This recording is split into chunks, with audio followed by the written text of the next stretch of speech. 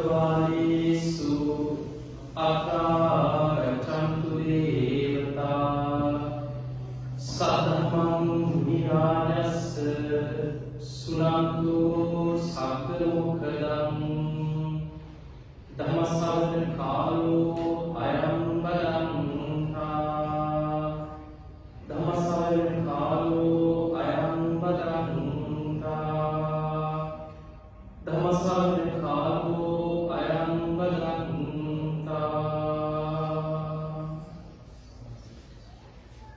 නමෝ තස්ස භගවතු වරහතෝ සම්මා සම්බුද්දස්ස නමෝ තස්ස භගවතු වරහතෝ සම්මා සම්බුද්දස්ස නමෝ තස්ස භගවතු වරහතෝ සම්මා සම්බුද්දස්ස සත්‍යං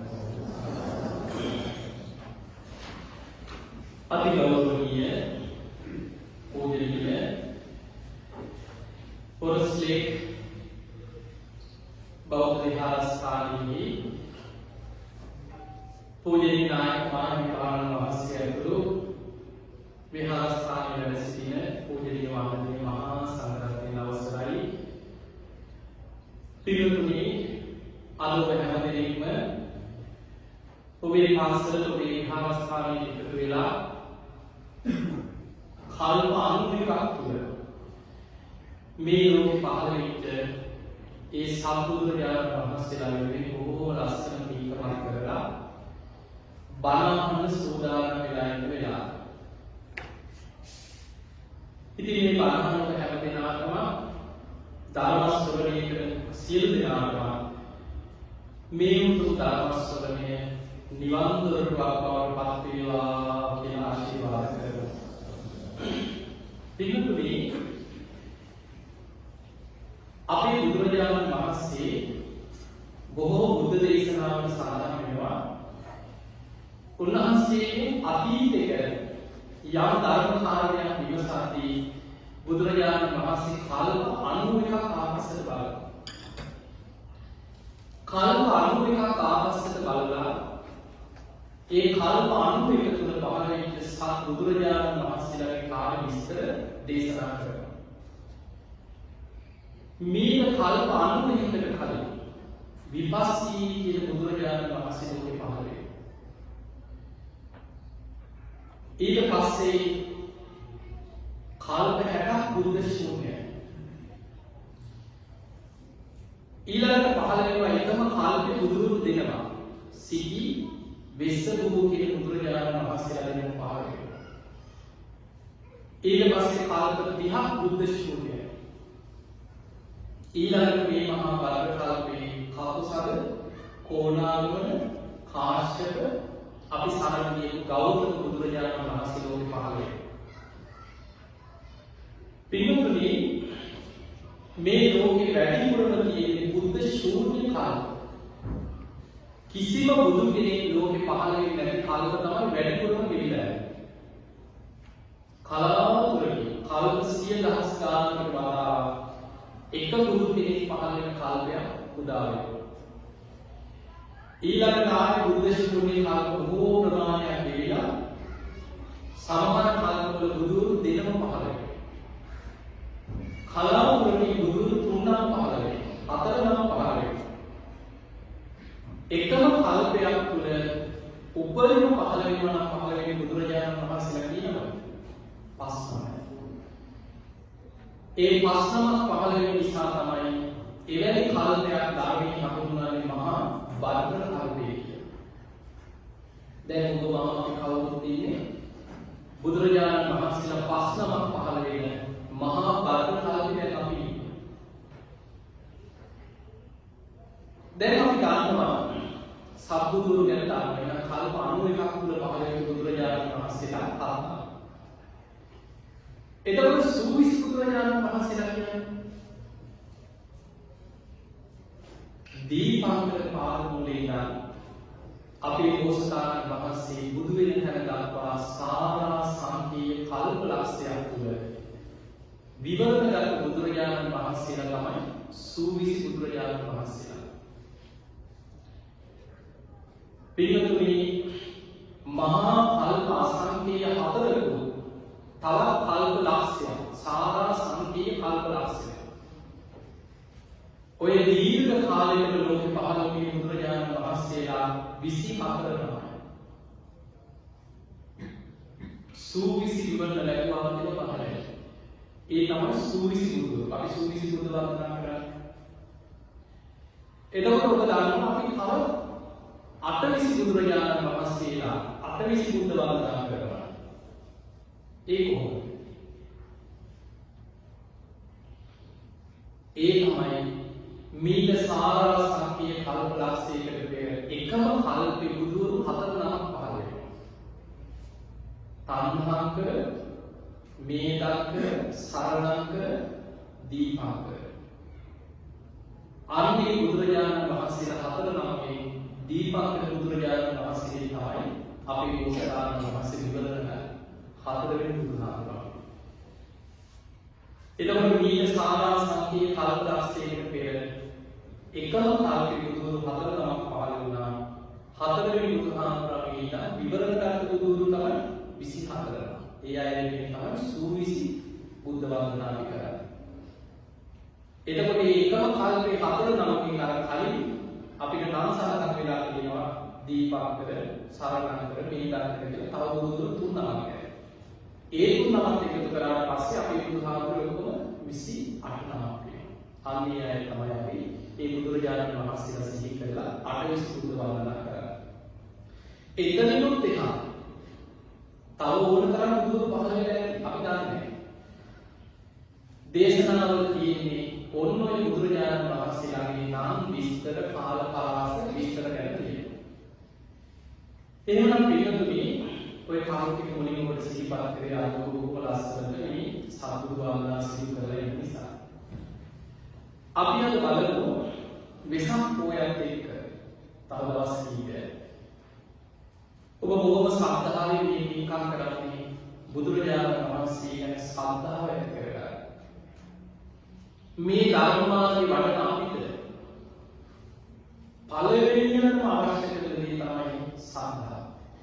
එතනින් තමයි පටන් ගන්න. දැන් ඔබ දන්නවා පංච ඉන්ද්‍රිය ධර්ම. පළවෙනි තුනක ශ්‍රද්ධා ඉන්ද්‍රිය. ඒක ඉන්ද්‍රියක් වගේ අපි මේ ඇස කන නාසය දිව කය වගේ ශරීරයත් එක්ක බැඳිච්ච ඉන්ද්‍රියක් විදිහට ශ්‍රද්ධාව දියුණු කරා. ඊළඟට අපි කතා කරන ශ්‍රද්ධා බල. පළවෙනියට තියෙන ශ්‍රද්ධාව බලයක්. ඊළඟට පහළ ඇති පංචසේක බල ධර්ම. පළවෙනියට තියෙන ශ්‍රද්ධාව. ශ්‍රද්ධා, සීල, සුත, ත්‍යාග, ප්‍රඥා පළවෙනි ශ්‍රද්ධාව. ඊළඟ බුදුරජාණන් වහන්සේ අපිට පෙන්නනවා ආර්ය ශ්‍රාවකයාගේ ධනෙ සත්ත ආර්ය ධනෙ පළවෙනි එක ශ්‍රද්ධා ධන. ශ්‍රද්ධාව ධනයක් කියනවා අපිට. ඒ ශ්‍රද්ධාව නැත්නම් අපි කෝටි ප්‍රකෝටිපති වුණා ශාසනය තුළ දිරින්නේ.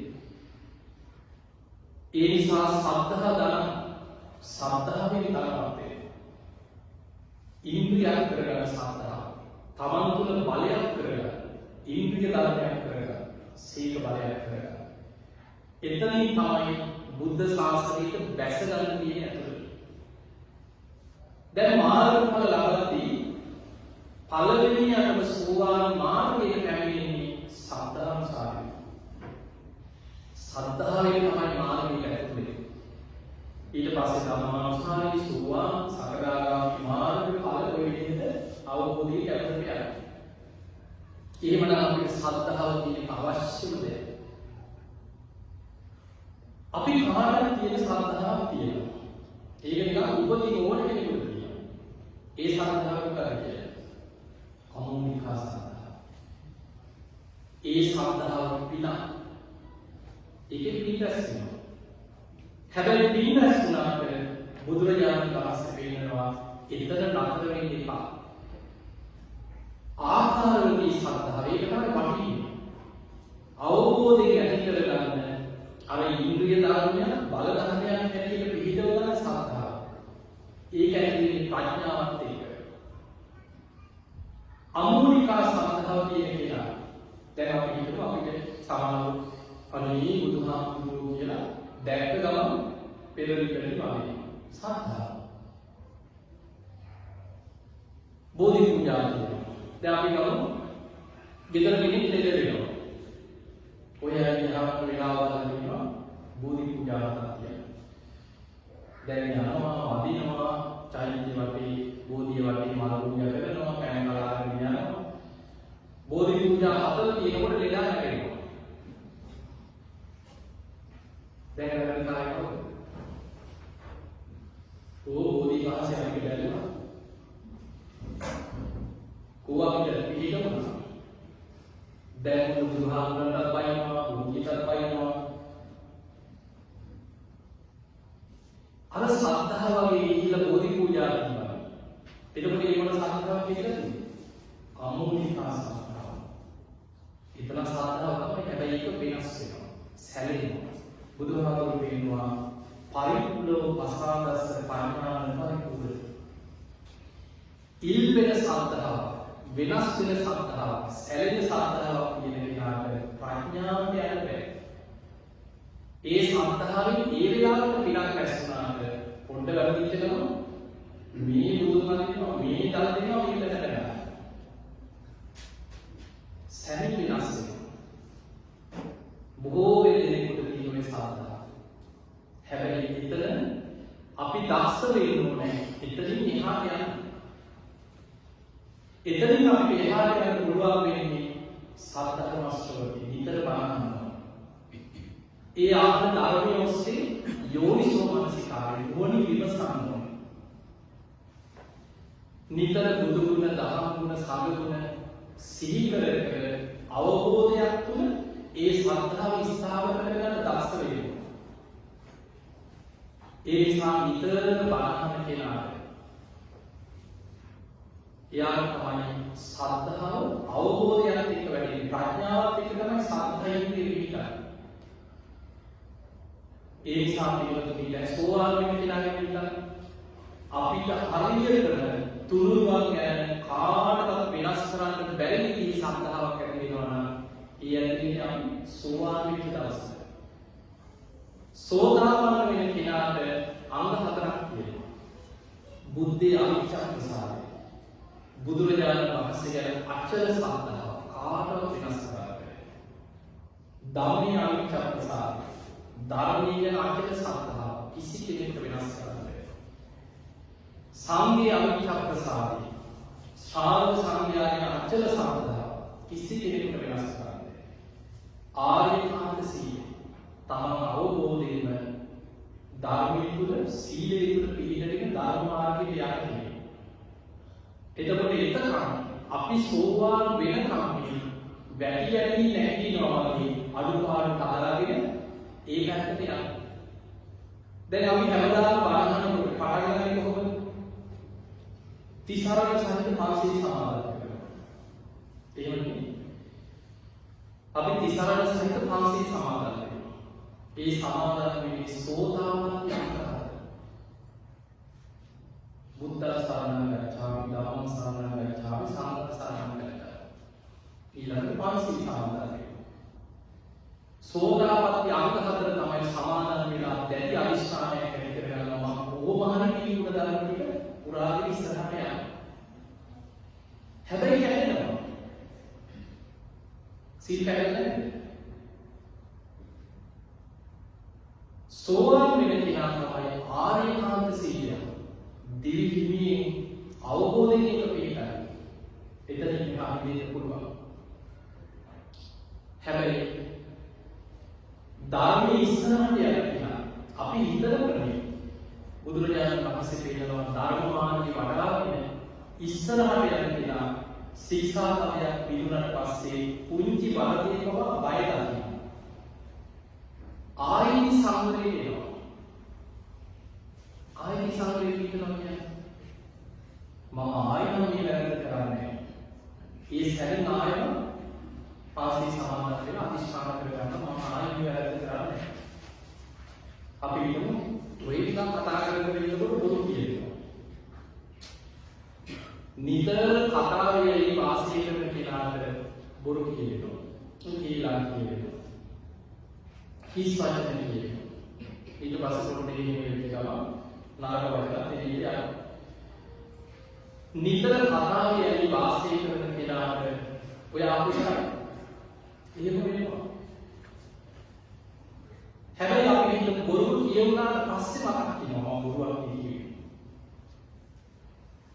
ඒ සැනින් අදිස්ථාන කරගන්න ආයෙත් මුචි බොරුවක් කියන්නේ. මොනම හේතුවකට. අන්නේ විදිහට තමයි ධර්මාර්ථය ඉස්සරහට යන්නේ කියලා ඉස්සරහට යන්නේ. පිළිවෙලෙ අඩුමාරු අපි මේ සංසාරේ යන්නේ ඒකනේ. මේ උපදිනකොටම සෝවාන් වෙලා අපේ ඕන තරම් අඩුපාඩු ජීවිතේ වැරදිච්ච තැන පල්ලෙහාට වැඩිච්ච තැන. හැබැයි මේ ශාසනය තුළ අද මේ පාරමිතාව දැනෙන්නේ අද ඉඳන් මම ඉවර වෙනවා කියලා බුදුරජාණන් වහන්සේ කියනවා යා හරියට වලාකුලින් මිදිච්ච උන්සාරක් වගේ එතන ඉඳන් එයාගේ ජීවිතේ ධර්මයේ පැත්තට ගැලවෙනවා. ඒ නිසා අන්තිම මොහොතේ ධර්මය ආනන්ද පුළුවන්. දැන් අපි කාලේ ඉවරයි. දැන් ඉතින් අපි නහයකින් අහලා කියන්නේ එකයි අහියල කියත් එකයි. කොහොමද? දැන් ඉතින් කරන්නේ නැහැ. ඔය යාරාණාවේ ඉන්නවා මෑනක. දැන් ඉතින් ආයෙත් වෙන කාලයක් නැහැ කියලා. මේ බුද්ධ දේශනාවල කියනවා මරණ මංචකේ අපාය ගිනිදල් දෙන්නයි. අර දානජාන බවලේ අහන්නේ මරණාසන්න වෙලාවේ අපායේම කර්මී හැදලා ගිනිදල් වෙනවා. හැබැයි සාරිපුත්ත මහ රහතන් වහන්සේ ඒ වෙලාවේ සීලයක පිළිදලා ඒ වෙලාවේ ධර්මයේ කියලා අකුසල යටපත් කරලා කුසලයේ මතු කරලා දුන්නා. සුගතියේ හිත පිළිගන්නේ මරණය මාති සුගතිය ඉපදනවා. අන්තිම මොහොතේ ආයි ධර්මයේ හිත පිළිගන්නවා එතනක් ගැලවෙන්න පුළුවන්. පිළිගන්නේ බුදු ගුණ ගැන අපි කතා කරද්දී ධර්මයේ සඳහන් වෙනවා ඔබ කාට ඉතාම වැදගත් මේ වෙලාවේ දැන් අපි දැන් ඔබේ හැමෝම ඇයි බලන්නේ ඇයි මේ කරන්නේ ඇයි මේ මාසාලා ඇයි සීලයක් කියලා අනේ කොහොම හරි සෝවාන්වක් වෙන්න ඕන කොහොම හරි ධර්මය අවබෝධ කරගන්න තියෙනවා එහෙම අදහසක් තියෙනවා අනේ කොහොම හරි සෝවාන් වෙන්න ඕනේ කියලා හිතනවා ඔය විදිහටම අපි ආර්ථික සිද්ධිලා ඔය කතාව කීකී හැබැයි බැරි තරමක් මම ඔක්කොම සෝවාන් වෙනවා බැරි මරණය ඉස්සරලා පීකරා පාසාලියා මනේවා රන්දුනා පිළිකම් කරා හැබැයි මරණය ඉස්සරලා සමහර වෙලාවට විනාශීකරගෙන අනේ සාධ්‍යයන් දෙදී යයි සමහර මරණාසන්න වෙලාවේ අකුසල බලවත් වෙලා කරපු පිළිගියටපත් වෙලා දුබලී වෙන්න ඇති. එහෙමනම් පිළිතුරේ අපිට බුද්ධ දේශනාවේ සඳහන් වෙනවා කෘතඥයි මේ කියන්නේ සෝවාන් වෙච්ච කෙනෙකුට නෙවෙයි. සෝවාන් වෙච්ච කෙනෙක් නම් කොහොම මරණා සුගතිය. කෘතඥ කෙනෙකුට මේ ආත්මයේ පුංචි ආත්මයක් හැබැයි බුදුරජාණන් වහන්සේ දේශනා කරනවා මහණෙනි මරණ මාංශකේ බුදු ගුණ සිහි කරගන්න පුළුවන් කරපු දවසක් අකුසල යටපත් වෙලා හිත සාධාරණ වෙන්න. ඒක තමයි බුදු ගුණ වල තියෙන බලය. ඔබට මන අපි කාටවත් බුදු ගුණ වල බලයක් මනින්න විදිහක් නැහැ. අපිට තේරෙන්නේ නැහැ. බුදුරජාණන් වහන්සේ කියනවා බුදු ගුණ අචින්ත්‍යයි අචින්තියේසු පසන්නා විභාගෝ හෝති අචින්තිය. ඒ අචින්තිය බුදු ගුණ ගැන හිත පැහැදුනොත් ඒකෙන් ලැබෙන විභාගය අචින්තියයි කියන්නේ. ඒ නිසා දැන් අපි ගමු දැන් වසන්තේ අපිට පේනවා ලෝකෙ පුරාම යන්නේ ලංකාවේ කරන්නේ කියනවා. බුදුරජාණන් වහන්සේගේ කාලේ ඔය මහා පරිනිර්වාණ සූත්‍රයේ තියෙනවා නාමිකා කියලා ගමක් ඔය නාතිකා කියන ගම බුදුරජාණන් වහන්සේ බුදු වෙලා මුල් කාලේ බුදුරජාණන් වහන්සේ කාලයක් මේ ගලේ වැඩ හිටියා.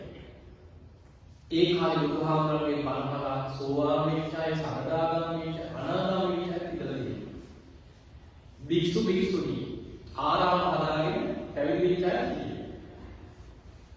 හැබැයි බුදුරජාණන් වහන්සේ පිරිනිවන් පාන ආසන්න කාලේ කුසිනාරාමයට වඩිනවා. ආනන්ද හාමුදුරුවෝ දෙක නාදිකා ගමහරට යනවා.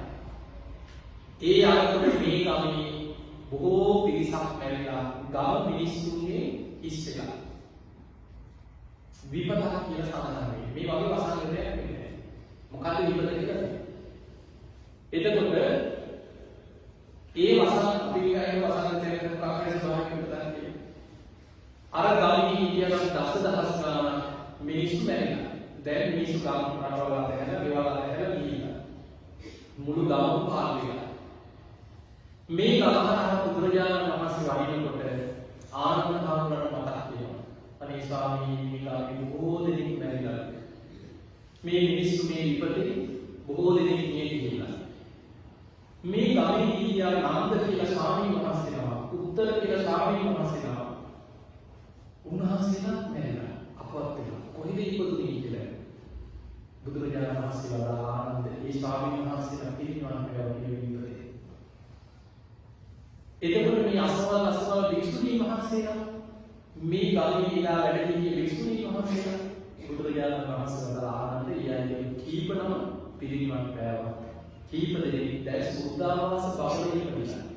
ඒ කියන්නේ අනාගාමී වෙනවා. ඊළඟට මේ ගම වැඩ යනකොට ආනන්ද හාමුදුරුවෝ මතක් වුණා. අනේ ස්වාමීනි මෙන්න මේක ඒ කාලේ අපි පිළිල පාරේ පූජා කරපු වයස් කාමකෙක් කියලා මැරිලා. අර උපාසිකාව කොහෙද ඉපදුනේ? ඒ මුලින් අහන්න බුදුහාමුදුරුවෝ දෙස්කි බලලා කියනවා. දැන් ආනන්ද හාමුදුරුවෝ මම විදිහට ඒ ගාමහරහ යනකොට මතක් වෙන අය ගන්න. බුදුරජාණන් වහන්සේ වදාළා ආනන්ද මැරෙන අය කොහෙද ඉපදුනේ කියලා බුදුරජාණන් වහන්සේ පිළිසවන්නේ පාකි. මොකද බුදුහාමුදුරුවෝ බුදුවැසී මේක බලන්න ඕනේ. ආනන්ද මේ ගමේම විපතේ මැරිච්ච සියලු දෙනා අතර 500කට වැඩි ඉව සෝවාන් වෙච්ච අය. ඒ අය කොහොමද දිව්‍ය ලෝකෙට ඉපදිලා මේ විපතේ මැරිච්ච මිනිස්සු අතර 90කට ආසන්නයි ඉව සකදාගාමී වෙච්ච අය. ඒ අය දිව්‍ය ලෝකෙට ඉපදිලා. මේ විපතේ මැරිච්ච මිනිස්සු අතර 50කට ආසන්න පිරිසක් ඉතියි අනාගාමී වෙච්ච අය. ඒ අය සුද්ධාවාස බබලුවේ ඉපදිලා ආනන්ද ඒ අය පිරිනිවන් පානවා. ඊළඟ බුදුරජාණන් වහන්සේ වදාළා ආනන්ද මේ මිනිස් වෙලා විපතේ මැරෙනකොට මරණ මංචකේ බුදු ගුණ සිහිුණා නම් මයි සත්‍යමත්තා ප්‍රේමමත්තා සබ්බේ සත්‍යතාය. ඒ බුදු ගුණ සිහි කරගත් සියලු දෙනා සුගතිය ඉපදුණා. අනිත් අයගේ කතාවක් නෑ. දහස් ගාණක් මැරිලා අපාය වෙන්නේ. එතකොට විපත වාක්‍යයට බැරිුණා. සදාවික විපත් එතකොට එහෙම තමයි. දැන් භූමිකම්පාවක් එනකොට, සුනාමියක් එනකොට, ගංගාවතරක් එනකොට, සුලිස්කර වසංගතයක් එනකොට, සීලවතා විතරක් දෙයිලා කුසීලයක් විතරද වෙන්නේ. දැන් අපි සුනාමිය ආවා. වතුර පාර වැටෙන කුසීලයි නිවන් තොරවද? එහෙම එකක් නෑ. දැන් අපි රටේ වැලිමිණි ආසායනකොට තිස්ස මහරහතන් 12000ක් මහරහතන් වහන්සේලා දාන නැතුව පිරිනිවන් පෑවා. සිතුල් පවුලි 12000ක් මහරහතන් වහන්සේලා දාන නැතුව පිරිනිවන් පෑවා. රහතුන් පැමිණියේ කාලවල ස්වභාවික විපාක ඇති වුණා. හැබැයි වෙනසක් තියෙනවා. මොකද වෙනස? බුදුරජාණන් වහන්සේ කාලේ වසංගතයක් දෙන්න පුළුවන්, ස්වභාවික විපතක් දෙන්න පුළුවන් සිද්ධ වුණා. මිනිස්සු දහස් ගණන් මැරුණා. හැබැයි ඊට සෝවාන් වෙච්ච දෙවියෝ ඉපදුණා. සකදාගාමී වෙච්ච දෙවියෝ ඉපදුණා. අනාගාමී වෙච්ච බබලෝ කියන. සද්ධාවෙන් පිළිගත් අය මරණ මංචකේ බුදුුණාට සිහි කරගත් අය දිව්‍ය ලෝකෙ ඉපදුණා. අනිත් අය සතර අපාය මහගෙදර කරගෙන යන සංසාරයට වැටෙනවා. වෙනස මොකක්ද? අද වෙන විපතයි. අදත් එනවා ඒ වගේ. සුනාමි එනවා, ගංගාවතර එනවා, භූමිකම්පා එනවා, ගොඩනැගිලි කඩාගෙන වැටෙනවා, නැව් ගිලෙනවා, වසංගත වෙනවා. අද 100,000 ගණන් මැරෙනවා. හැබැයි අද සුගතියක යන්නේ හොයා ගන්නවා කියන්නේ කල්පිත වෙනවා. අද බොහෝ දෙනෙකුට බුදුගුණ මතක නැහැ.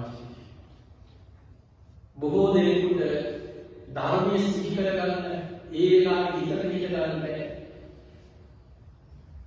ඉන්නව නැත්තේ කලාතුරකින් කීප දෙනෙක් මම දැක්ක සමහර වීඩියෝ වල මේ දවස්වල අන්තර්ජාලයේදී සමහරව අමාරුවෙන් හුස්ම ගන්නව මැෂින් වලට හයි කරලා ඉදිරිසෝදාතාව කී කොහොම හරි මරණ මංචකේ හරි බුදු ගුණේ හිත පිහිටවාගෙන හිත රැක ගන්නයි කලාතුරකින් අච්චරයි. ඒ නිසා විපතේ කරයි. හැබැයි ධර්මී විදිහට පය විතරයි ධර්මී ගැලවිලා. ඒ නිසා විපතේ මේ අපි ජීවත් වෙන ලෝකෙ තියෙන භයානක කාලෙක මිනිස්සුන්ගේ ආයුෂ අඩු වෙලා අවුරුදු 100 පහකට අඩු වෙලා අද සාමාන්‍ය ආයුෂ අවුරුදු 60 70ක් වගේ ආයුෂ. එතකොට දැන් බලන්න ආයුෂ අඩු වෙලා අවුරුදු 10ක ආයුෂ අඩු වෙනවා කියන එක. මම දැක්කා අපි දන්නේ ඒක ඇත්තද? ඒක අන්තර කොහේ විද්‍යාත්මක කාර්ය අදහසක් වෙන්නේ.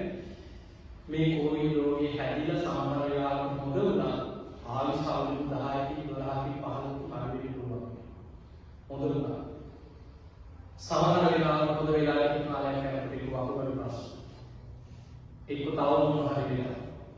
අතුරුවා. එතකොට අපිට පේන මිනිස්සුන්ගේ ආයුෂ අඩු වෙන මොනවා හරි කැරකිලා එනවා. අපි හිතුවට විද්‍යාව දිනුනේ තාක්ෂණයේ දිනුනේ අද අපිට හොඳ කෑම තියෙනවා. අද අපි කන්නේ ඔක්කොම කෘමිනාශක ගහක් නැති. අද අපිට හොඳ ඉලෝලු තියෙනවා. හොඳ කෑම අපි කන්නේ කියලා මොන විදිහකට කෑම විටමින් වටක කරගෙන ඉන්නවා. ආයුෂ අඩුද වැඩි.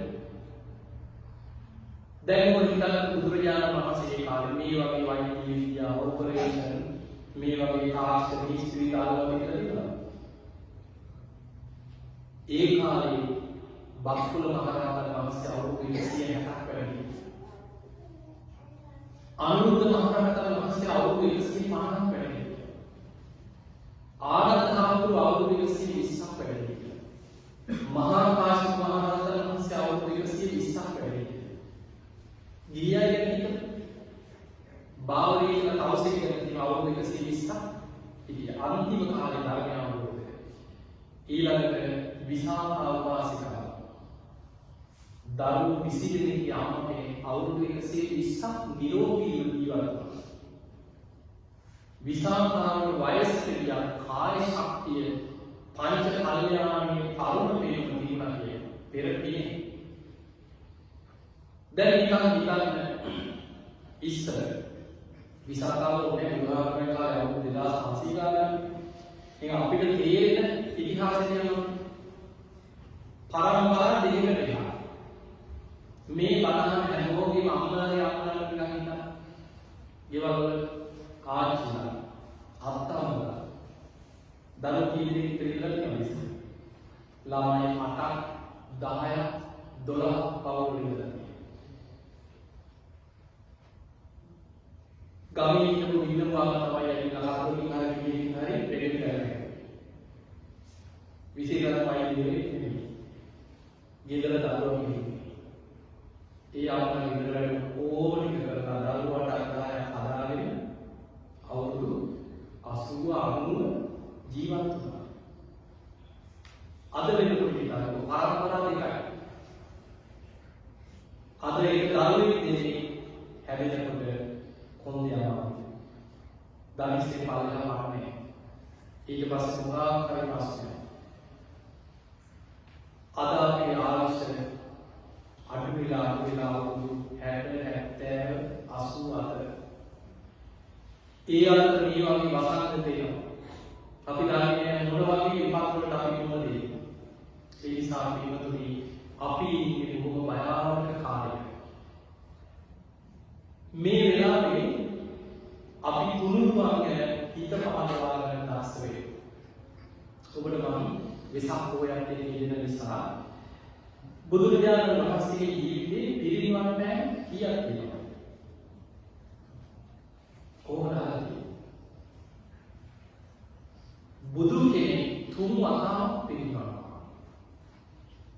හැබැයි අපිට පිරිනිවන් පානවා කියනවා මතක් බුදුරජාණන් වහන්සේ මල දඩිකල වගුරුවාන්තර සාරවණු ධ්‍යානෙ පිරිනිවන් පෑවා. ධර්මයේ සඳහන් වෙනවා බුදු කෙනෙක් තුන් වතාවක් පිරිනිවන් පානවා. පළවෙනි පිරිනිවන් පෑම තමයි ක්ලේශ පරිනිර්වාණය. ඒකට කියනවා සෝපාදිශේෂ පරිනිර්වාණයෙන් පත් වෙනවා. දීර්ඝ සසරේ කෙලවරක් හොයන්න බැරි සංසාරේ සකස් වෙවි ආපු සියලු කෙලෙසු ප්‍රහාණය කළ බෝධි මූලයේදී සම්මා සම්බුද්ධත්වයට පත්වීම කෙලෙස් පරිනිර්වාණය කියලා හඳුන්වනවා. කෙලෙසුන්ගේ පිරිනිවන් පාන. කෙලෙසුන්ගේ පිරිනිවන් පාන බුදුරජාණන් වහන්සේ සම්බුදු ප්‍රතියේ ඉටු කරමින් අපේ බුදුහාමුදුරුවෝ අවුරුදු 45ක් වැඩි. සම්බුදු කෘත්‍ය අවසන් වුණාට පස්සේ තමයි මල දන්දල වගුරුවාන්තර සාරවණු ධ්‍යානෙ පිරිනිවන් පෑවේ. ඒ පිරිනිවන් පෑම ධර්මය හඳුන්වන්නේ කොහොමද? අනුපාදිශේෂ පරිනිර්වාණය පිරිනිවන් පානවා. එහෙම නම් පිරිනිවන් පෑම දෙකයි. සෝපාදිශේෂ පරිනිර්වාණය, අනුපාදිශේෂ පරිනිර්වාණය. තව පිරිනිවන් පෑමක් තියෙනවා. ඒක තාම වෙලා නැහැ. ඒ තමයි බුදුරජාණන් වහන්සේ පිරිනිවන් පාන පෙර බුද්ධ අධිෂ්ඨාන පිළිතුරම සර්වඥ ධාතුන් වහන්සේලාට. ඒ ධාතුන් වහන්සේලාට වැඩ ඉන්නේ බුදුහාමුදුරන්ගේ අධිෂ්ඨානයේ නිසාමයි. නැත්නම් අවුරුදු 2560 ගානක් මෙච්චර කාලෙ ඉන්නවා. දැන් ඔබ නිකන් හිතන බුදුරජාණන් වහන්සේ උන්වහන්සේ වැළඳුවේ. උන්වහන්සේ මේ සාමාන්‍ය සතරමාදාර්ථී මහා ශරීරයක් මේ උන්වහන්සේලා තිබුණේ. මහා පුරුෂ ලක්ෂණ 32ක් තිබ්බා. බුදුරජාණන් වහන්සේ වක්‍රේ මාර්ගවල දේශනා කරා කිංතේ වක්‍රේ විනා උදිකායන කිරිතේ. වක්‍රේ උරුමලා යන කුණු ශරීරය. ඔබ ඇස් දෙකෙන් මාර්ගය හදාගෙන ඉන්න ඔබට ඇස් දෙකෙන් බුදුන් දකින්න බෑ. වක්‍රේ බුදුන් දකින්නේ බුදු ධර්මව පස්සේ සෝමා පස්සේ ධර්මයේ දකින්න. බුදුරජාණන් වහන්සේ දැන් අපි මේ බුදුහාමුදුරුවෝ පැත්තකදීලා හිටියොත් සාමාන්‍ය මිනිස්සෙක් මැරෙනවා. මැරුණාට පස්සේ ධාතුන් වහන්සේලා කියන්නේ අස්ති ශරීරයේ විලී දකින්න කොටස් 60. සාමාන්‍ය මිනිස්සෙගේ 60. දා කීපයක් අපි අරන් තියෙනවා. මොකද මේ අවුරුදු 100ක් 200ක් 300ක් යනකොට මොකද වෙන්නේ? මේවා පිටි වගේ වෙනවා. දිරනවා. මම නිතර දේවල් නෙමෙයි. දිරනවා. කුඩු වෙලා. දැන් පොළව මහලවත් හොයන්න පුළුවන් අවුරුදු 100කට 200කට කලින් වලකට පස්සිනා. ඔක්කොම පස්සෙලා යනවා. දිරලා. දහක් බලන්න කටින් ගැලුණාට පස්සේ ටික කාලයක් යනකොට දත කළු පාට වෙලා, කුරුළු පාට වෙලා කාලයක් ගියාට පස්සේ නිකන් අර කුණු කෑල්ලක් කුඩු වෙලා යනවා වගේ අතින් තාලක කුඩු වෙලා යනවා. ඒක තමයි ස්වභාවය. හැබැයි බුදුරජාණන් වහන්සේ අවුරුදු 2560 ගණන් අදට බුදුහාමුදුරුවෝ අනිෂ්ඨාන කරපු විදිහටම ඒ ධාතුන් වහන්සේලා ලෝකෙ වැඩි.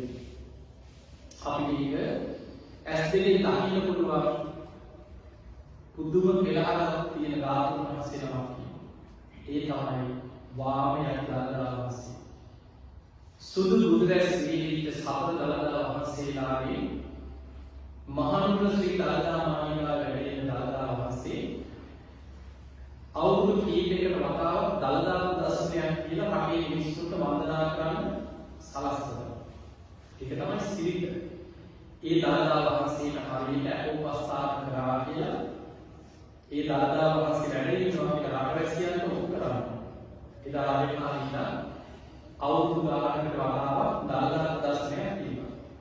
සමහර වෙලාවට මේ ආච්චිලා කියලා ඔබත් දැක්කම ඊළඟ ඔබේ පරම්පරාවකට ආයෙත් ඒලා දවස් ගණන් සමහර පොලිමේ ගිහිල්ලා දලදා වහන්සේ වැඩගත්තා ඇති. රාම් කොඹුවක බහා වැඩ ඉන්න ඒ සුදු දුරැස් පිළිච්ච දලදා වහන්සේ අදට සුදු පාටේ ඒ විදිහට වැඩ ඉන්නවා. අවුරුදු 2560 ආශ්චර්යයක් නෙමෙයි. ඊළඟ බුද්ධ අධිෂ්ඨානය ගැන හිතන්නකෝ මෙහෙම. දැන් ජයශ්‍රී මහා බෝධීන් වහන්සේගේ ලංකාවේ වැඩ ඉන්න දක්ෂිණ ශාඛා බෝධිය බුද්ධ අධිෂ්ඨානයේ වැඩ ඉන්නේ. අවුරුදු කීයද බෝධිය? බෝධීන් වහන්සේ හටගත්තේ මව් කුසින් පිළිහෙනකොටමයි වජිරාසනයේ යන්නේ ගෝවාපුරේ පහළ වෙන්නේ. සහජාත වස්තු කියලා පහළ වෙනවා. බුදුරජාණන් වහන්සේ බුදු වෙනකොට බෝධීන් වහන්සේගේ වයස අවුරුදු 35යි. උන්වහන්සේගේ වයස හරියටම අවුරුදු 35යි. ඒ බුදු වෙච්ච බෝධියේ දක්ෂිණ ශාඛාව, ඒ කියන්නේ බෝ කැලයක්වත් ඇටයක්වත් නෙමෙයි. දකුණු පැත්තේ අත් දක්ෂිණ ශාඛාව. බුදුරජාණන් වහන්සේ බුදු වෙච්ච පිළිදී මේ බෝධියේම දක්ෂිණ ශාඛාව තමයි ලංකාවට වැඩන්නේ. ඒ ඔක්කොම බුද්ධ අධිෂ්ඨානයේ ප්‍රාර්ථනාවලුයි. දැන් ඔබ බලන්න මේ පාසලේ බෝධීන් වහන්සේනමක් වැඩේ. ලංකාවේ බෝධීන් වහන්සේලා ඕන තරම් වැඩ ඉන්නවා. විශාල බෝධීන් වහන්සේලා වැඩ ඉන්නවා. ගමේ පාසලේ බෝධීන් වහන්සේනමක් වැඩ ඉන්නවා. ගිහිල්ලා අහලා බලන්න ඒ බෝධීන් වහන්සේ රෝපණය කළේ කොයි කාලෙද? ඒ බෝධී තාත්තගේ කාලේ, සීයලගේ කාලේ. අනුරාධපුරේ වැඩම ගියේ. උපරිම අවුරුදු 50ක් 60ක් 100ක්. සාමාන්‍ය බෝධීන් වහන්සේ නම අවුරුදු 50ක් 60ක් 100ක් යනකොට විශාල වෙලා ඒ අතු කඩාගෙන වැටිලා දිගට පස්සේ යනවා. අවුරුදු 2500ක ගහක් වැළුණාද වෙනවා. නිකන් මෙහි ඇවිල්ලා බලන්න මේ රටේ වුණත් ඔය විදිහට පාරකට සාමාන්‍යයෙන් අපි ගාව වලට වඩා කවුරු එකයි යනවා ආන්නේ මොකද කරලා තියෙනවද එකයි. සාමාන්‍ය ලොකු ගස්වල ගහලා තියෙනවා. කවුරු 600 500 ඔය වගේ ගහලා තියෙන විශාල ගස්. යාලේ හිටනවා මොනවද ඉන්දියාවට ක්‍රමයකට මේ ගහේ පරණ අවුරුදු 400යි 500යි 600යි. අවුරුදු 2500ක් කාලෙක ඔය වගේ වැඩ තියෙනවා. ආශ්චර්ය කියන්නේ ජයශ්‍රී මහා බෝධීන් වහන්සේ විශාල දෙයක් නෑ. ඔබ පුංචි කාලේ දැක්කම ඒ දැකපු විදිහමයි ඒ ප්‍රමාණයයි. ඔබේ අම්මලා තාත්තලා දැක්කම ඒ ප්‍රමාණයමයි අද. ඒ බෝධීන් වහන්සේ අවුරුදු 2500 ගානක් අදකට වැඩි. ආශ්චර්යයක් නෙවෙයි. ඒ නිසා මේ බුද්ධ අධිෂ්ඨානත් එක්ක ධාතුන් වහන්සේලා ලෝකෙ වැඩේ. බුදුරජාණන් වහන්සේ පිරිනිවන් පාන වෙලාවේ අධිෂ්ඨාන කරනවා. උන්වහන්සේ සාමීක ධාතුන් වහන්සේලා මේ ප්‍රමාණවලින් බිහිලා දෙව් මිනිසුන්ගේ වන්දනා ලැබමින් අවුරුදු 5000ක් ලෝකෙ වැඩ සිටිනවා කියලා අධිෂ්ඨාන පිළිගන්නවා. ඒ අධිෂ්ඨානය මත යන ධාතුන් වහන්සේලා වැඩේ. හැම බුදු කෙනෙක්ම ධාතුන් වහන්සේලා විසිරෙන අධිෂ්ඨාන කරන්නේ. බොහෝ බුදුරජාණන් වහන්සේලා පිරිනිවන් පෑවට පස්සේ උන්වහන්සේලාගේ ශ්‍රී දේහ ආදානය කළ අවස්ථාව වෙනකොට ධාතුන් වහන්සේලා ඔක්කොම රන්දේ රත්තරන් පාටට ඒක ගලකට හිටියන්නේ. රත්තරන් කුට්ටියක් වගේ කොහොම එකට ගලකට හිටියා. කපුසර බුදුහාමුදුරන්ගෙත් එහෙමයි. කාශ්‍යප බුදුහාමුදුරන්ගෙත් එහෙමයි. එතකොට ඊළඟ බුදුරජාණන් වහන්සේලා පිරිනිවන් පෑවට පස්සේ ඒක කර්ම ධාතු වහන්සේලා පිළිටාදී සාරවත්්‍ය ධාතු තැන්පත් කරලා එකම චෛත්‍යය මේ බුද්ධ ශාසනය හදන්න පුළුවන්. ඒ ධාතු වහන්සේලා තැන්පත් කරලා ධාතු තැන්පත් එකම චෛත්‍යයක් හදලා මේ ශාසනය. හැබැයි අපි බුදුරජාණන් වහන්සේ අධිෂ්ඨාන කරා සාලික ධාතු වහන්සේලා හත්නම් නොකැලී නොබිලි නොවිසිරි ඒ ආකාරයෙන් පවතින. ඒ තමයි ලාගාධාතුන් වහන්සේ අකුදාතුන් වහන්සේලා දෙනම කියන්නේ වාදගත්වා තියෙන වකුගඩි ස්ථාස්තිය. අකු කියන්නේ හක්ක නෙමෙයි. සමහර විටක මේ අකු කියනකම මේ හක්කේ කොටසක්. වම් අකුදාතුන් වහන්සේ කියන්නේ වේලිනා වම් උරහිස් දක්වා තියෙන වම් උරහිස් ස්ථාස්තිය. දකුණු අකුදාතුන් වහන්සේ කියන්නේ දකුණු උරහිස් ස්ථාස්තිය.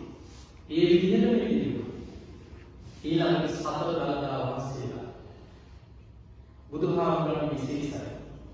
බුදුහාමුදුරන්ගේ දළදා වහන්සේලා කියනම වැඩි කියනකොට සමචත්තාරීසක දළදා කියන මහා කුසලස්නේ අපිට කියන්නේ දා 30 දෙනා නලදා දෙකක් ගන්න අපිට වෙන්නේ බුදුරජාණන් වහන්සේ උඩුවෙන්නේ 29 යටියෙන්නේ 29 ධම්මදාතුන් වහන්සේලා ඔක්කොම 40 තමයි. අපි වගේ නෙමෙයි. ඒ ලාත් ඔක්කොම එකම පෙළකට සමාන විදිහට පිළිලා තියෙන්නේ. සමදාන්ත. අවිවල දාන්ත. ඒවැ විවල සිදුරු නෑ හැන්දෑන් වලින් මෙහෙට දාලා පිට දාලා කරලා එහෙම. විවල නෑ. අවිවල දාන්ත. ඒ ධම්මදාතුන් වහන්සේලා අතරින් සතර දළදාගේ අපි කියන රබදක දර කියන්නේ. අපි කියනවා රබදක කියන්නේ. උඩුවැල් දෙනවා යටියට බුදුරජාණන් වහන්සේ මෙන්න මේ රබදක ධාතුන් වහන්සේලා තමයි දළදාතුන් වහන්සේලා තමයි සතර දළදා කියලා හැදෙන්නේ. බුදු කෙනෙක් දහම් දේශනකොට සතර දළදාගේ සුදු දුරසක් පිළිවෙල. බුදුරජාණන් වහන්සේ සිනහ පහළ කරනකොට සතර දළදාගේ සුදු දුරසක් පිළිවෙල. අනේ බුදුරැස් පිළිවිත සතර දළදා වහන්සේලා නොකැලී නොවී පවතිවා අනිෂ්ඨානයක් පිළිගන්න පාරයි. අනේ සියලුම අස්ති කොටස් ප්‍රමාණ තුනකට බුද්ධ අනිෂ්ඨානය පිළිගන්න. මුං පියලි ප්‍රමාණයට, කඩසහල් ප්‍රමාණයට, අබෑත ප්‍රමාණයට. මුං පියලි කියන්නේ මුං යන්නේ දෙපළ පුරාට පස්සේ ඒ ප්‍රමාණය. කඩසහල් කියන්නේ ආල්ලන්නේ කැඩවන පස්සේ තියෙන ප්‍රමාණය. අබෑතන අන්නේ ප්‍රමාණ තුනකට බෙදෙනවා. බීතල කියලා වෙන වෙනම කාන්දිනේ කියන්නේ. එතකොට අර ගෝණ කවල ධාතුන් වහන්සේලා බෙදන්න ගත්තේ තමාගම කිව්ව රාත්‍රාම් පාට පන්නේ. ඒ නැලියේ විශාල ප්‍රමාණයක දීගේ මුම්පේ ප්‍රමාණ ධාතුන් වහන්සේලා කෝල පහක් තිබුණා. මධ්‍යම ප්‍රමාණයක දීගේ කඩසහල් ප්‍රමාණ ධාතුන් වහන්සේලා කෝල පහක් තිබුණා. අබෑත ප්‍රමාණයක දීගේ ධාතුන් වහන්සේලා කෝල 6ක් තිබුණා. ඒක ඔක්කොම කීයද? 16. ඒ 16 දෙක බැගින් කොටස් 8කට බෙදෙනවා. ඒ අර තමයි ද්‍රෝණ කියන්නේ. දැන් වර්ණයේ මහා සෑය වැඩි ධාතුන් වහන්සේලා ද්‍රෝණය. ඒ කියන්නේ බුදුරජාණන් වහන්සේ බුදු සිරුරේ සියලුම ආදි ධාතුන් වහන්සේලාගේ භාගයටම අපි එකක්. වර්ණයේ මහා සෑය වැඩි ද්‍රෝණ 8කට බෙදෙනවා. එහෙම තමයි ආයතන වල දෙකකට බෙදලා තියෙන්නේ. ඒ ධාතුන් වහන්සේලාද දෙව්ලොව සිළුමිණි සෑය වැඩි. බබලොව සලුමිණි සෑය වැඩි. මනෝලොව බොහෝ සයිකාරයන් වහන්සේලා තුළ බුද්ධ ප්‍රතිමා වහන්සේලාගේ ධාතු තැන්පත් කරන කාර්යතුත ධාතු මන්දිරවල වැඩි. නාම වැඩි. ඊළඟ බුදුරජාණන් වහන්සේ යටත් ධාතුන් වහන්සේලා ඒ සක්වලින් පැහැදිලි දෙවිවරුන් අරගෙන ගියා කියන්නේ. අද ලෝකෙ කොහෙද තිබුණා? මේ දසදහසක් මුල් ධාතේ කොහෙද තිබුණා? බුදුරජාණන් වහන්සේ පිරිනිවන් පාලා අවුරුදු 5000ක් වෙන වෙසක් පොහොය දවසක ඔය සියලුම සාරවත් ධාතුන් වහන්සේලා එකට එකතු වෙලා බුදුරුවක් පැමිණලා පිළහර පානවා. ඒ ධාතු පරිනිර්වාණය සඳහන් වෙන්නේ රුවන්වැලි මහා සෑයේ තියෙන ද්‍රෝණයක් ධාතුන් වහන්සේලා තමයි මුලින්ම අහසට පැනලා බුදුරුවක් පවාගෙන ආසී බුද්ධලයන් වටිනාස්ත්‍රී ළඟ වඩිනවා. ඒ බුදුරුව ආසී වැඩෙද්දී ලාලක ධාතුන් වහන්සේ ආසී වැඩම කළ බුදුරුවේ නාලකාරී පිළිගන්න. අකුදාතුන් වහන්සේලා දෙන මේ බුදුරුවේ උරහිස් මත පිළිගන්න. සතරදා වහන්සේලා ශ්‍රී මුඛේ පිහිටවන පිළිගන්න. අනේ සියලුම ධාතුන් වහන්සේලා ආසී වැඩ කරලා අර අස්ති සමීපයේ පිහිටලා පිළිගලා ද්‍රෝණ අටකී යුක්ත බුදු සිරුර ආසී වැඩ. ඒ බුදුරජාණන් වහන්සේ අහසේ යමා පෙරහර පාන කියන බුද්ධ අයිස්කාරය. ඒ පෙරහර පානකොට වජිනාසනේ පොළොවේ අහසට කරන්නේ. ඒ පෙරහර පාන අවසන් වෙනකොට බුදුරුව වජිනාසනේ මහරේ. ඒ සෑම විශාල පිළිගාලාවක් අරගෙන වජිනාසනයන් බුදුරුවත් පැහැදිලා. ටික වෙලාවකින් අලුව දැනිවත් දුවිලිවත් නැතුව සියලු ධාතු වහන්සේලා ආසෙන ආදාහනය වෙලා අවසන් වෙනවා. ඒකට කියන්නේ ධාතු පරිනිර්වාණය කියලා. එතනින් තමයි බුද්ධ ශාසනයේ බුද්ධ අධිෂ්ඨාන ශක්තිය අවසන් වෙන තැන. එතනින් පස්සේ ආයේ ලෝකේ අවැලේකව සර්වඥ ධාතු වහන්සේලම උන්තිම පොඩි ධාතු වහන්සේලමක් කොහෙවත් නැහැ. එතකොට හැබැයි මේ ප්‍රාතිහාර්ය මිනිස්සු දකින්නවා කියන කොහෙවත් නැහැ. දේශනාවේ කියනවා ධාතු වහන්සේලා පෙරහර පානකොට දසදහසක් ලෝක ධාතුක දේව වහන්සේ වෙනවා. දෙවියන් වහන්සේලා මදාරාම විසිනවා. අනේ අපිට වන්දනා කරන්න හරි වැඩි ධාතු වහන්සේලා පිරිනිවන් පාන. මේ ලෝකේ පහළ වෙච්ච දහම් නැසී ඉක්මනින් පිරිනිවන් පෑවා කියලා දේවලු කණ්ඩායම වැළඳෙමින් මල් විසින් අහසේ පූජා කරනවා. මිනිස්සු දැකලා හිත පහළ වුණා කියලා කොහෙවත් නැහැ. ඒ කාලේ මිනිස්සු දැකලා හිතාගෙන තුරු. ඒ කියන්නේ බුදුහාමුදුරු පිරිනිවන් පාලාවු 5000ක් වුණා. දැන් බුදුහාමුදුරු පිරිනිවන් පාලාවු 2560ක්. තව අවුරුදු 2400ක් යනකොට මොන જાති කොහොම මිනිස්සු ඉන්නේ කියලා නිකන් හිතන්න.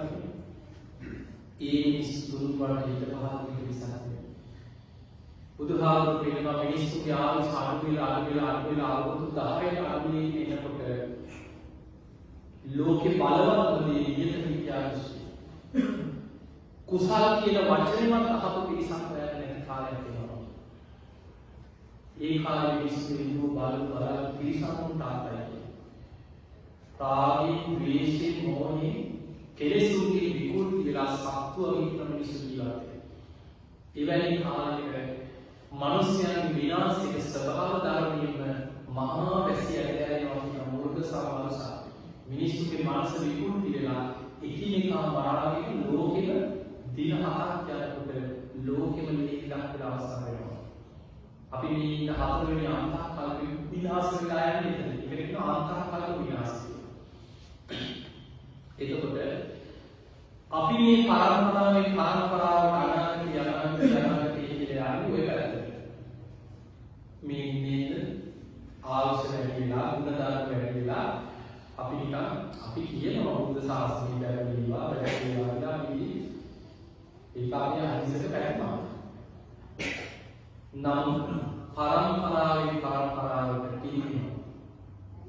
අනාගතයේ විශාල විහාරකී විශාල පූජාවකී හැබැයි ගුණධර්ම වල මිනිස්සු නැති. එන්නේ විපාක වැඩි දෙවියන්ගේ පිට ලෝකෙ නැති.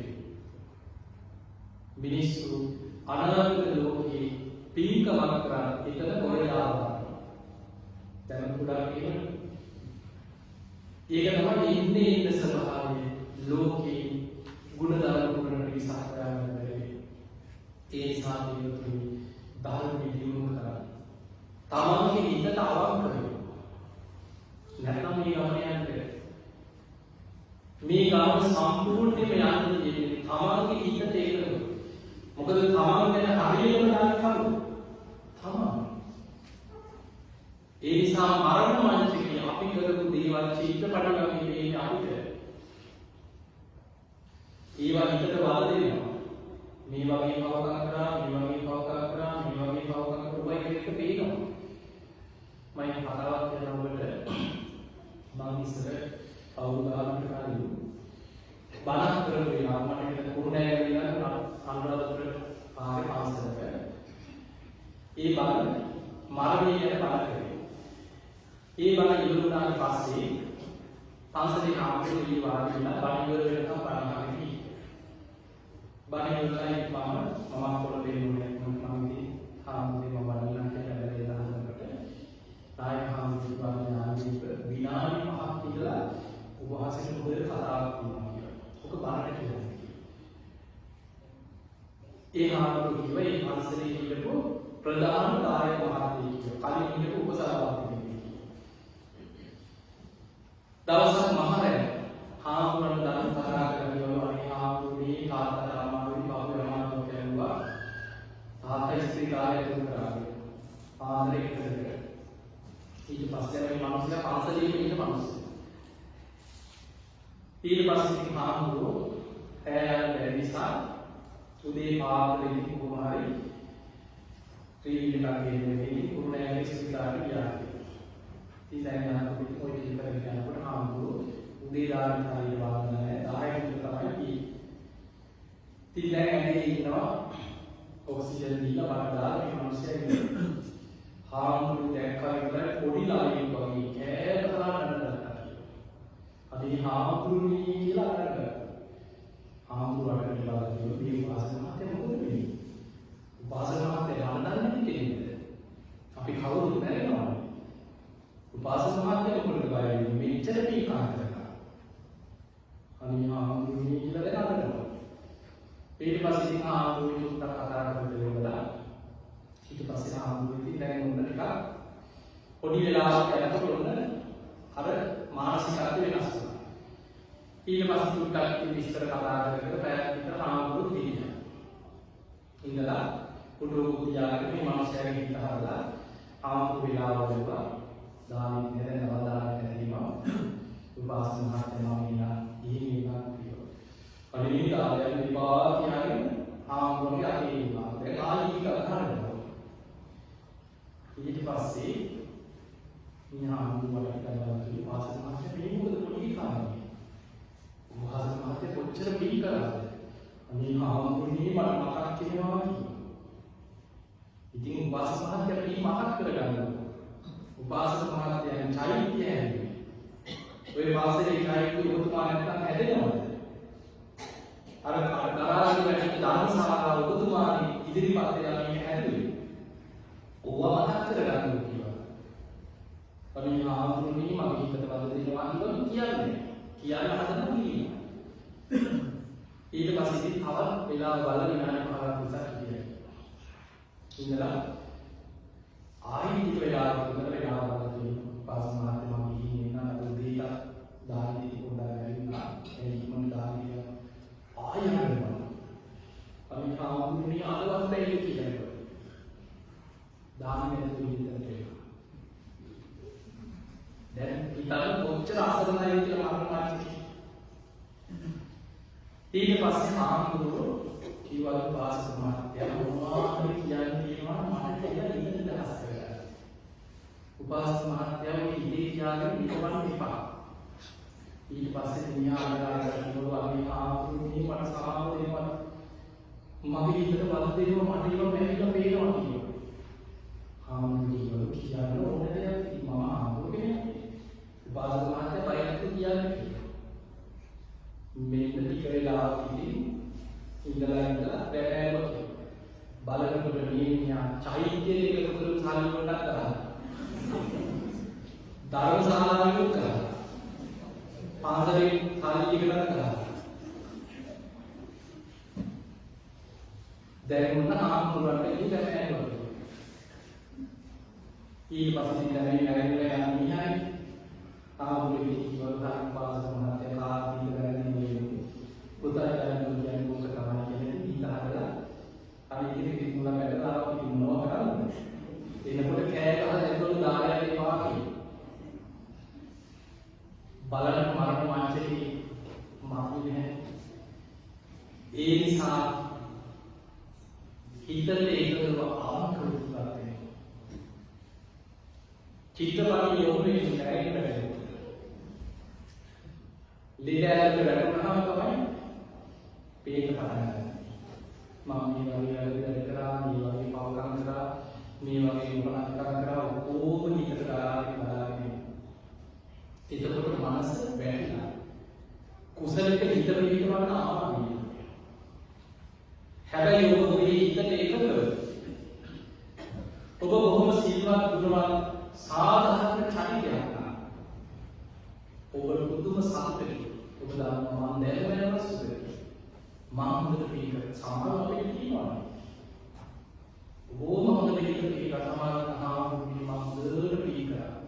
මම හොඳට කිව්වා මම නම් දැනුමෙන් සුගතිය පුදුම සාපේ හිත පිළිවාගෙන සුගතිය හිත පිළිවාගෙන මැරෙන්නේ හදාගෙන ඒ නිසා අපි කවුරුත් මැරෙනවා කියන එක හිතන්න මරණ සත්‍ය වඩන්න ධර්මාවබෝධයේ පිණිස මරණ සත්‍ය තරම් අප්‍රමාදී භාවය ඇති කරන දෙයක් බුදු ඇසීමක් නැහැ අපි මේ මොන මේ කාන්තා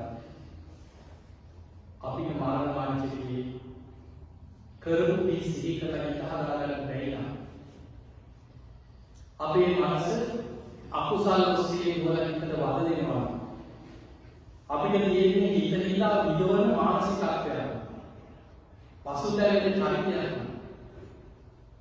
අපි මොන සුදුරේ පොරෝගෙන කියත් අපි හෘද සාක්ෂි ඉදිරි අසරණයි නැහැ අසරණයි ඒ නිසා හිත දෙකව අවංකව ජීවත් වෙන්න දැන් ඉඳන් බුදුහාමුදුරේ කියන්නේ මහණෙනි යම් මොහොතක බරකල හිතනවා නම් අද ඉඳන් හැදෙනවා පරමකම ආදක කරා අද ඉඳන් හැදෙනවා කියලා හිතනවා නම් වලාකුළු නිවිච්ච කුණ සඳහන් වගේ එතන ඉඳන් ජීවිතේ ධර්මී පැත්තට වැටෙනවා ඒ නිසා ඔබ හැම දිනම මේ මනුස්ස ජීවිතයේ දවසින් දවස මොහොතින් මොහොත ශරීරයේ මරණය කරාම වෙනවා එක පැත්තකින් අපි වාසනාවන්තයි බුදුරජාණන් වහන්සේගේ ක්ලේශ පරිනිර්වාණය අනුපාදිශේෂ පරිනිර්වාණය සිදු වුණා තාම ධාතුන් වහන්සේලා ලෝකෙ වැඩි ධාතු පරිනිර්වාණය තාම වෙලා නැහැ ජය ශ්‍රී මහා බෝධි වහන්සේ අෂ්ටඵල බෝධි වහන්සේලා දෙතිස්ඵල බෝධි වහන්සේලා අද ලෝකෙ වැඩි අද බලන්න කොච්චර අපි බලන්න ධර්මය ආදාන තියෙනවා අද තාක්ෂණයක් එක්ක ඔබ ලෝකෙ කොහේ ගියත් ඔබට බුද්ධ දේශනාව ඕන තරම් ගන්න ඒ නිසා මේ ලැබිච්ච අවස්ථාවේ ප්‍රයෝජනය ගන්න අප්‍රමාදීව ඉතින් නම් බයවදාන අප්‍රමාදීව සාධාරණීව දාන දිනු කරගෙන උතුම් ධර්මයේ අවබෝධ කරගන්න වාසනාව ලැබේවා ලැබේවා ලැබේවා කියලා ආශිර්වාද කරනවා පින්වත්නි සියලු දෙවියෝ සාන්තාවදී අනුමෝදන් වෙත්වා ඒ දෙවියන්ගේ පිහිට රැකවරන ආශිර්වාදයෙන් ඔබ හැම දිනම ලැබේවා ලැබේවා කියලා ආශිර්වාද කරනවා විහාරස්ථානයේ වැඩ ඉන්න නායකහාමුදුර වහන්සේ ප්‍රධාන සියලුම ස්වාමීන් වහන්සේලා නිදුක් වේවා නිරෝගී වේවා සුවපත් වේවා උන්වහන්සේලා සිදු කරන ශාස්ත්‍රීය කටයුතු තවතවත් දියුණු කරගෙන උන්වහන්සේලාට කාර්යයේ බෝධියෙන් ධර්මාවබෝධයෙන් මේ ආශිර්වාදයක් වේවා කියලා ආශිර්වාද කරනවා මනෝමය මහත්මියගේ උපන්දිනයේ සෙත් ප්‍රාර්ථනා කිරීම සඳහා ප්‍රියන්ත චතුර පුතා සහ දිනේෂ් ආදියේ අද මේ පූජා සංවිධානය කරමින් මේ පින්කම සිදු කරලා තියෙනවා. ඒ හැම දිනකටම උතුම් ධර්මාවබෝධයේ පිණිසම මේ විදිහ ආශිර්වාදයක් වේවා කියලා ආශිර්වාද කරනවා. ඒ වගේම අපි ආශිර්වාද කිරීම විශේෂ ලංකාවේ වෙලාවේ වැඩිහිටි සියලු ස්වාමීන් වහන්සේලාට ඔබේ ඥාතීන්ට ලක්වාසී හැම දිනකට මේ වසන්ත දිවිලාවින ලක්වාසී ලෝවාසී හැම දිනම නිදුක් වේවා නිරෝගී වේවා සුවපත් වේවා සියලු දෙවියන්ගේ පිහිට රැකවරන තුරුවාගේ ආශිර්වාදය අපේ ලංකා භූමියට සැලසේවා ජය ශ්‍රී මහා බෝධි වහන්සේගේ යාරන්තු නාමභාව පරිවර්තන මහසය ආදී ඒ උතුම් ධාතුන් වහන්සේලාගේ පිහිට රැකවරන ආශිර්වාදය අපේ ඥාතීන් ඒ වගේම ලංකා භූමියේ සියලු දෙනා ලක්වාසී ලෝවාසී හැම දෙනාම මේ වසන්තේ ආරක්ෂා වෙලා ඉක්මනින්ම ලෝකෙ